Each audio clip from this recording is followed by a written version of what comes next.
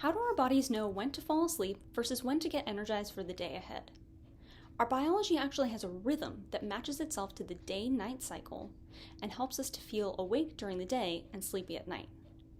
We know these biological rhythms are important because when they're disrupted, especially in ways that affect our sleep, we don't feel our best and have a greater likelihood of developing health problems like heart disease, high blood pressure, and diabetes.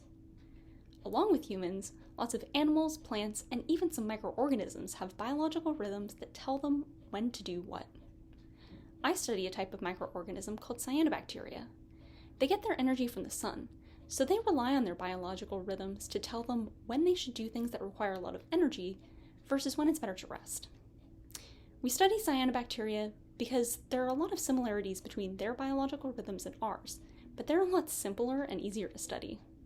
Still, we don't fully understand how their biological rhythms work.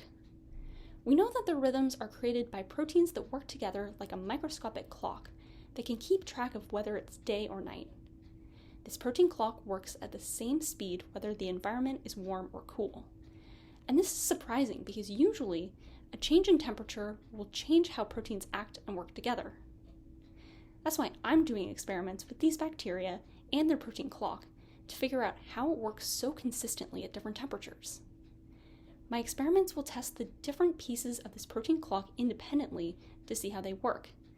And together, those experiments should tell us how the clock works as a whole to function at the same speed at different temperatures. Figuring this out will help us to better understand how biological rhythms are created and maintained in cyanobacteria.